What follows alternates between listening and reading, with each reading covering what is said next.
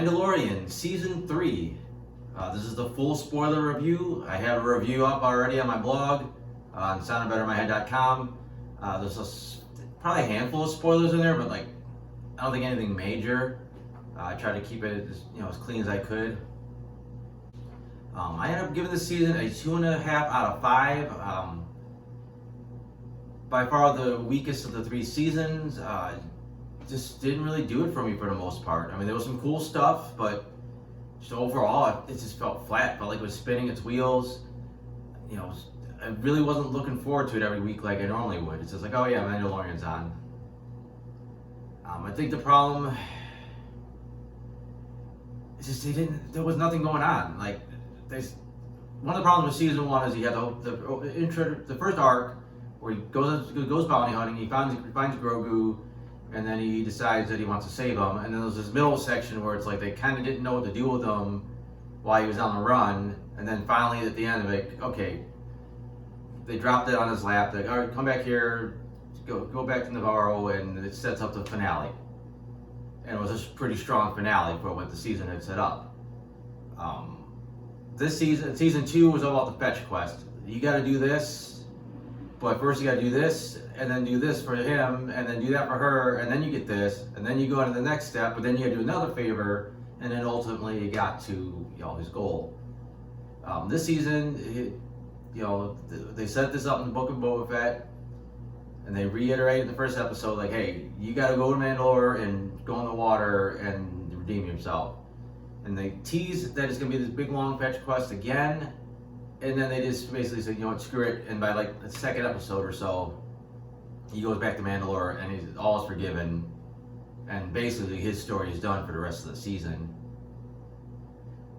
I guess it's payback because the Mandalorian Din Djarin basically hijacked Boba Fett's show for 2 episodes straight, and now he takes a back seat in his own show for not only most of this season, but one whole episode is dedicated to minor side characters, and he's barely even in it. But for the most part, it's kind of morphs into the Bo-Katan show, which again, it's called The Mandalorian, and she was a Mandalorian. But even her arc wasn't that great. She got from point A to point B that you would expect, but the way she got there was just kind of just stuff kind of happened to her. It's like, okay, I'd love to retake Mandalore someday, but doesn't look like it's gonna happen. And then, oops, I had to go save the Mandalorian Din Djarin from drowning. Now it turns out I'm redeemed, so now I'm in this cult, and now this cult wants me to do this and that, and then now I got the Darksaber again. I didn't even have to fight him or anything. He just gave it to me, and everyone thought it was cool. I mean, her biggest challenge was having to fight Axe-Woves to get her title back as their leader, and then at the end she's like, all right, now I'm leading Mandalore and everything's great. I don't know, it just wasn't that strong of an arc. On paper it sounds good that she gets back to be the leader of Mandalore and reunites her people, but in reality it just didn't really land like it could have. And like I said, Din doesn't have much of a story arc. It's just the same old shit with him, and then at the end this big moment was supposed to be that he officially adopts Grogu, but he pretty much was his father. People called him his father. It was a formality, really. And again, like they said, the first couple of episodes, took care of his plot, already, and then you go into the Bo-Katan show after, the Dr. Pershing episode, and then that's just it. It's just kind of stuff happening. She just kind of falls into this cult or whatever, and they trying to reevaluate her life, and there's just it doesn't like it's going anywhere. It's just stuff's just kind of happening. There's no end goal. Like I said, we know that she wants to take over to the Mandalorians again, but she's not in a position to do it. It's really just going nowhere. And then again, you get to the final 2 episodes, and they just kind of drop. All right, Moff Gideon's back, and now you guys got to fight him, and he's got all these badass weapons and stuff, and people helping him, and now we got 2 episodes to have a big fight, similar to season 1, but season 1 felt kind of like that was part of the storyline, and so much more stuff paid off. And speaking of that, there's a lot of stuff this season they kind of started to set up, and even previous seasons that just never really land, or just never pay off like you expect. Like the Darksaber is basically irrelevant, and it gets busted in the end anyways. They set up the thing with the Mythosaur. Like, you think, the big lore for the Mandalorian is about someone riding the Mythosaur, so you kind of think that's going to happen at the end, and he just kind of makes a quick cameo at the end and nothing. Think like Grogu, nothing really happens. You think maybe we'll at least get like some kind of Mandalorian armor or something, maybe if he doesn't get a helmet, but he just, he becomes an apprentice, but he doesn't get any like gear or anything. They send him on his way. They hinted that maybe he'd communicate this episode or this season, so you think maybe he gets to speak a little bit, but he doesn't. They were just talking about when he was driving the IG-12 and he had the yes or no buttons.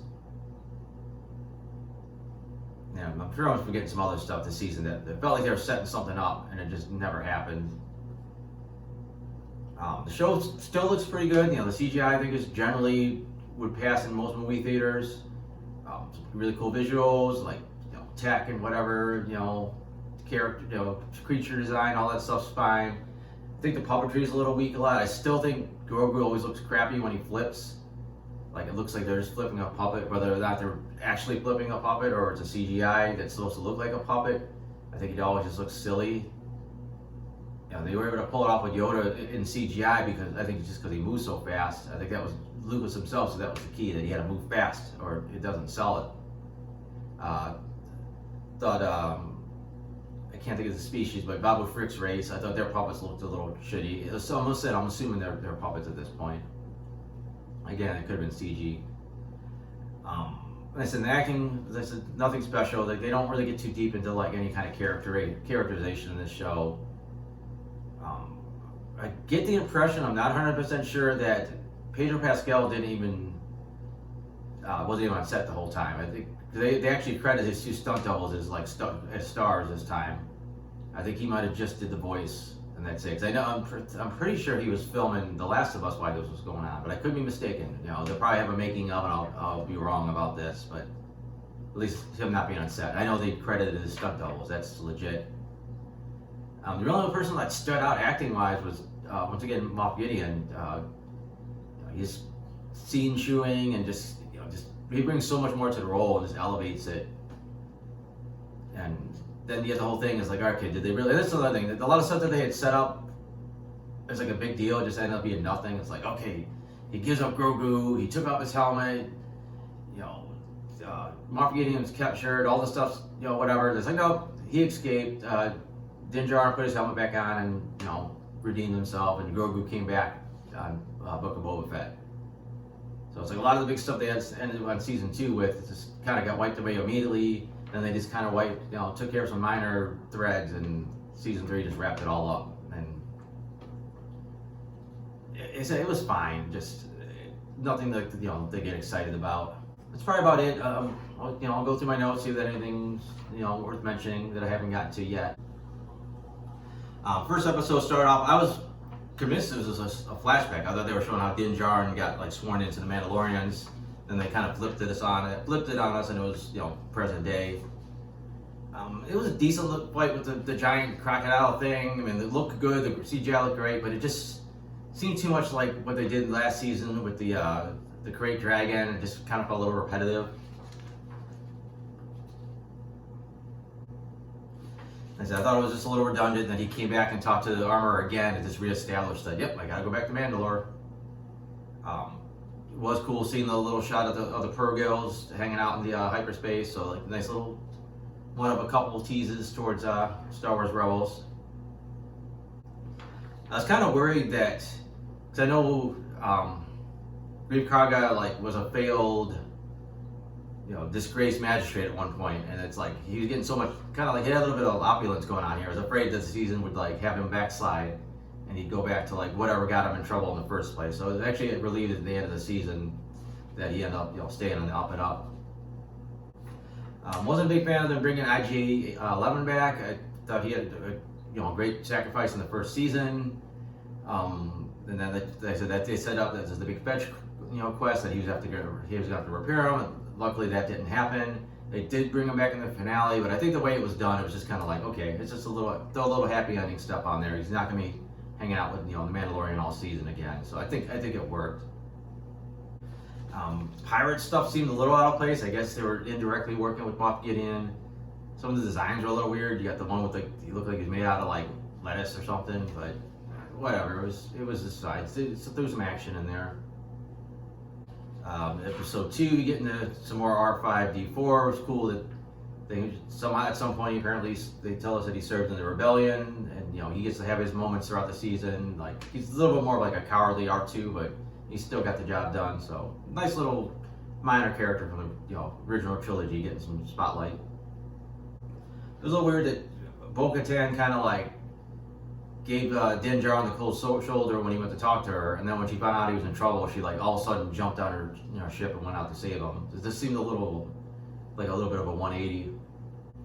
And then it was nice to still see that she still had the skills with the Darksaber where he just never could for some reason. And that was another thing they set up, that he was kind of fighting the Darksaber, and it just felt like there was going to be a point where he had to accept his role and he'd be able to use the Darksaber properly, and he just never did. And she could fight decent with it again. And then of course that episode we got our Mythosaur cameo, which was cool, but I said, and then it never went to anything. Episode 3, which was basically the Dr. Pershing episode, just felt like they were trying to do their version of like Andor, like, ooh, we're gonna show like the side of things you don't get to see, and like here's these characters interacting that aren't the main characters, and like the bureaucracy of the the New Republic, and it was interesting, but it didn't have the punch that the Andor stuff. The Andor stuff was just, they felt like fleshed out characters, even though they only had a couple lines of dialogue. I think it was part of it was the quality of actors they used. Here it's just kind of like, it just never felt like, you just think it's like all those characters in Andor felt like they were real people, but I didn't get the same sense from this the Mandalorian version of it. And then the ending was kind of vague. I guess that was Gideon getting revenge on Dr. Pershing. Like they never really came up again. Like I don't know what that was about. Especially, he was supposed he was important. Like his research was like something Gideon needed. So I don't understand what that was. Episode 4 is fine. It's kind of cool seeing all the Mandalorians training. Although for some reason they were just randomly shooting the water. It seemed kind of silly. Like I don't know what that did, unless they were just testing out the guns. But then you had the Grogu sparring thing was okay. Like I said, every time he flips, it looks cheesy. The giant pterodactyl looking thing, it was fine. It set up a good action sequence. Set up again Bo, falling back into like Mandalorian society, even though it's the more cult version of it. Really cool finally seeing the Order 66 flashback where we see who saved Grogu. It was even cooler that it was Ahmed Best playing the Jedi, and also it was also pretty cool that he was reprising his character from the little Star Wars game show they had at one point. I never watched that, but I've heard of it. But again, I said, nice little redemption moment for him. Of course, we don't see what happens after they left Coruscant, but it's just a really cool scene. Like, I got to get a chuckle out of. I know some people try to call it out, saying it looked like Jurassic World, but you had the pterodactyl thing fall into the water, and then that big crocodile thing came up and ate it, which it did look like that. But of course, it brings back the Phantom Menace line, the always a bigger fish. Then they said another decent action sequence in the next episode. The Mandalorians taking on the pirates. It wasn't like awesome, but it was decent. There was some cool stuff.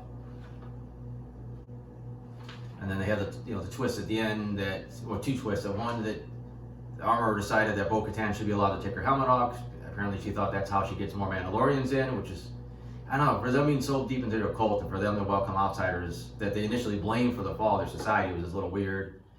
And then they tried to imply that the Mandalorians are the ones that busted Moff Gideon out. Apparently it was his people because they have all the Beskar, but they never really made the connection. That's what it was. It just kind of like, oh, the Mandalorians might have did this, and then it just got dropped, and then you find out he has Beskar people. Episode 6 was just bizarre. I don't know how I felt about that one. It's like you got the Jack Black cameo, you got Lizzo in there, you got Christopher Lloyd, and it was silly, and it was just out there and really over the top, and this weird side quest to like investigate these droids, and then this kind of okay fight at the end where she fought Axel to get her the leadership role back, and then Mando was just kind of like, oh yeah, the guy took this from me and she killed him, so now she gets Darksaber back. Like, it just was weird episode. Like, when I finished it, I was just basically like, well, that was an episode of The Mandalorian. And then you get to like the final episode. It's like seven was pretty good. It's, you know, you bring Gideon back. You start getting into like setting up the threat. You know, the Mandalorians return home, and they walk into a trap, and you know, Paz Vizsla gets, you know, a hero's death. He even gets to fight some Praetor guards, which was really cool. Again, they're doing a pretty good job of trying to salvage the prequel trilogy or the sequel trilogy by, you know, fixing it, you know, before it happened, and then hopefully it all connects when it gets down there. So if they could pull it off, it could be pretty impressive. You know, I think I might have said before in another review about, you know, the earlier seasons that they did. Clone Wars cartoon did a good job of fleshing out the prequel era films, and hopefully that some of this stuff does the same to like kind of salvage the sequel films. And then I said the final episode, there was some really cool action, but just some of the story beats were just off. Like Mando got captured at the end of the 7th episode, and then he immediately, you know, got free. One problem I had with the fights in both episodes is you had two groups of people wearing armor that's like basically indestructible. So it's like some of them are still getting killed, some of them aren't. Like how? At what point do you decide that it was a lethal blow? Like sometimes, yeah, you can see they got shot under the helmet, so that got him. But sometimes it just seemed kind of random. Like, oh, he's dead. Or everyone's got jetpacks as far as I know, and you knock somebody off a ledge, you're like, oh, they're dead. Like they just got, as long as they hit their jetpack before they fell. It's like that's not like they were even unconscious; they just fell half the time. So that's like there's some inconsistencies there. Interesting that I thought it was implied that all the cloning stuff and the wanting Grogu was Gideon working for Palpatine, setting up his resurrection. Apparently, it was Gideon trying to make himself clones with the Force, which is fine, I guess. I think people just assume something else. Maybe possibly that research is used later on for Palpatine. But Gideon definitely was pretty badass. I mean, he had his Mandalorian armor, but it also had the hydraulics of like a droid. You know, he basically took 3 people to beat him, so that was fine. And they said the ending was just kind of okay. Grogu, you know, gets to be an apprentice, and they make him leave Mandalore to have adventures, and then he goes back to the New Republic and sets up his, you know, potential for the next adventures. And then he goes home, or he gets a house in Navarro, and they literally tell him, "Oh, you can hang out here between adventures." And you get the little cheesy ending with the little circle coming in around Grogu and Din Djarin. It was cute, and it definitely wrapped up what they had been doing for 3 seasons. But I don't know, it just felt anticlimactic. It just felt like that's not what the season was building towards. Like there was no major like payoffs, like, you know, for the characters, just besides surface level stuff. But that's about it. I probably talked way too long again. Especially, it was just a fair season. You know, we'll see where season 4 goes. I know that's going to be probably a new direction. And now we know that there's a film coming out that's probably going to tie into like The Mandalorian and Ahsoka and all these other shows. So we'll see how that affects anything. It might feel like the MCU, where the show feels like it's mostly just setting up something else instead of being its own thing. So we'll find out. But other than that, like I said, soundedbettermyhead.com. I got the minor spoiler version of this on there. I got other reviews on there. I got my comic strips. So if you want to check that out, that's cool. Other than that, thanks for watching.